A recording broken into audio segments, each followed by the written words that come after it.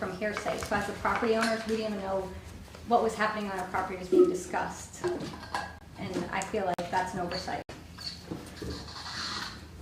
Well, everything that comes to us is public record, so any conversation we've had about it is in the minutes of our meetings, so. We were asked by the planning commission to look into it. Yeah. But we haven't had any further discussion since our last meeting though. Right. So the discussion is in the minutes of the previous meeting, Okay. which are online, or I could send to you, but I think the board could say that there would be some discussion later on in the meeting, in the executive session. yeah. I wasn't sure if we were allowed to state that or not, but we are having an executive session later to talk further about the property. Okay. Okay, do you have copies of this letter from Will? Yep. Yes. And the permit and everything? So Yes. you're clear? Okay, thank you. You will hear, if you don't hear anything tomorrow, then we didn't make a determination, or if you do, we'll be in touch. All right. Well, probably the best thing to do is let you know either way. Yes. So you're not. Please let us know. We have so much money tied up in this. Understood. If something has to be changed, there's so many. 7A, Planning Commission Monthly Update.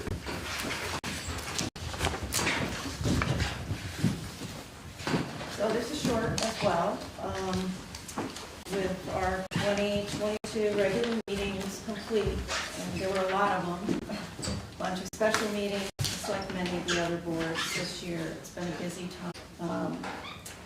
We are hoping to wrap up the draft bylaw rewrite and get that into the public hearing phase early in the year, in January.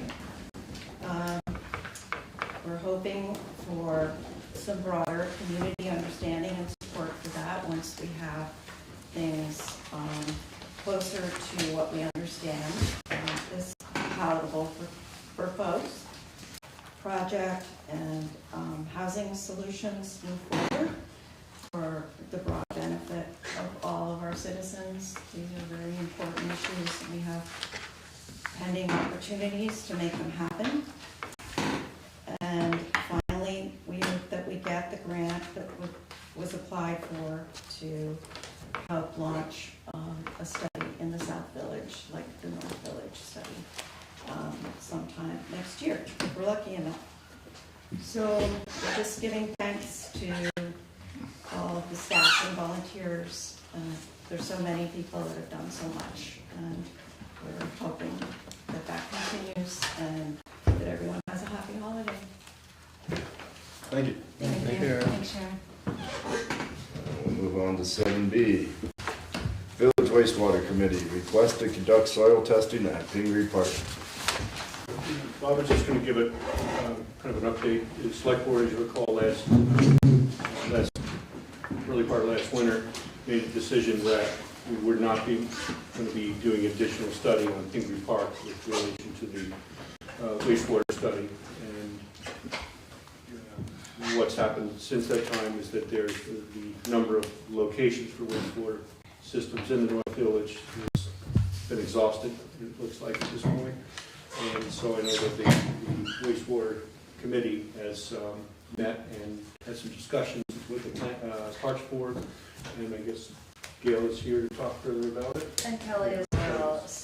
Yeah, I mean, I received the letter just as I walked in to read what was addressed to all of you. It's, you know, I don't want to say it's complicated. I could answer a lot of these questions, but I don't want to get dragged. In terms of what Pingree Park could give is pretty accurate, but nobody's talked about, we were also going to be adding cluster systems to also supplement.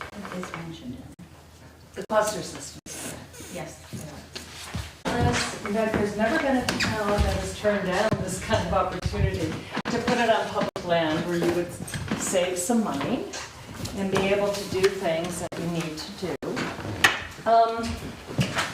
So I'm probably,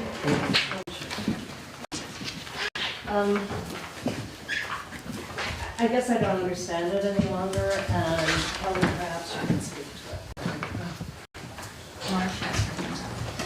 Yeah, we wrote our letter after good hours worth of discussion our discussion revolved around the points that were presented when 3 of the members of the park board met with Gail and 2 other people from Chris wastewater. was there, our engineer. Yeah, and we took extensive notes during that meeting, including numbers that we were given.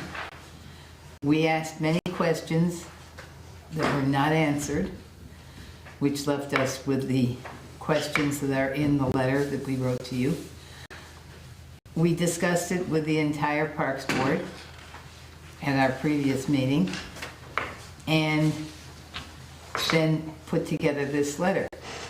That it wasn't ready until this evening is because we met 2 weeks ago and we met tonight. And we needed to finalize the letter and vote on it before we could present it. It is the considered opinion of all 6 current members of the Parks Board that the original vote of no, Pingree Park should not be used for this. It is a recreation area. It does not have big fields the way Manchester's rec area does, and several others that have been presented by wastewater as examples of how you could have both recreation and wastewater. Are areas that are not in floodplain, because a good part of Pingree wetlands. Excuse me, Marge, but we're not asking for a huge field as you described. We identified, as you can see on this map, the field that we're requesting. And that in combination, that's where we need to go through the numbers more thoroughly. I know Chrissy sent you some information and you were there, but we really need to get down to understand, once we have the cluster systems in town and we add Custer Sharp and we have Pingree, we can service additional connections that we desperately need for anyone. If you want to add a bathroom, a bedroom, you want to serve more coffee in your coffee shop or your restaurant, all of those things can be taken care of, and that's what I'd like you to understand, both of you. I really would. So we need to really sit down and go through the numbers more thoroughly. I think you've been doing that on your own without Chrissy being present. We use the information provided at the meeting with Chrissy for our discussion. So if Well, there's additional information that wasn't shared with us, Hard for us. Leach Field and Pingree Park. At the end of the meeting, the 3 of us who were there for recommendation, we unanimously do not want any wastewater system in any part of Pingree Park. Our reasoning on this includes the following, based on information we received from Gail, Larry, and Chrissy. To serve the current properties in the designated service area, the need is estimated to be 15,000 to 20,000 gallons per day, and that does not include service to any proposed development, including affordable housing.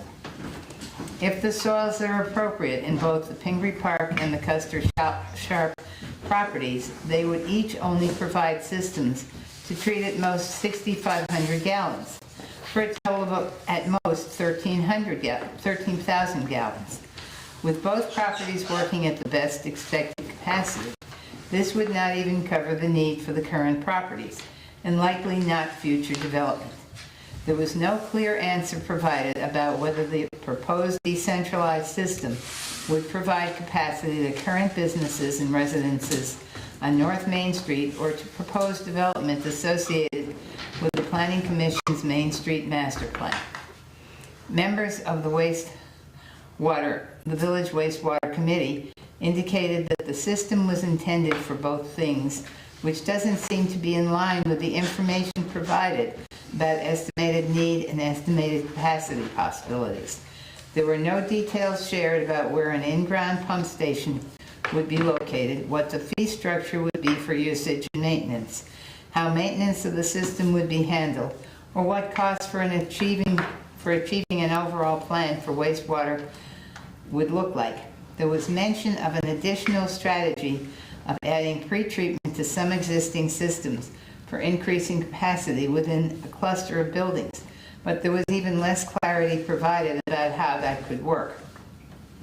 The lack of details of an overall plan was very concerning to the Parks Board, and we were not convinced that giving up park space for a wastewater system is a silver bullet solution to the problem. Can I interject so we can address some of the Can you let items them here? finish We'll the do it letter, at the end. please? Read the whole thing, okay?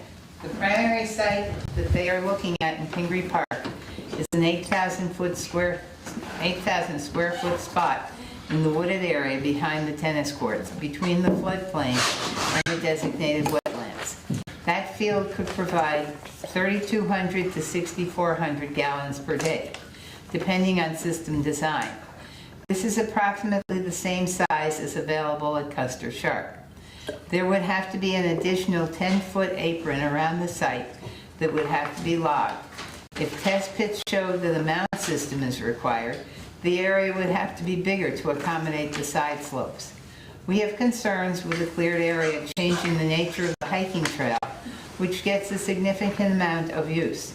In addition, that location is the only undeveloped area in the park that is not in the floodplain or a wetland area.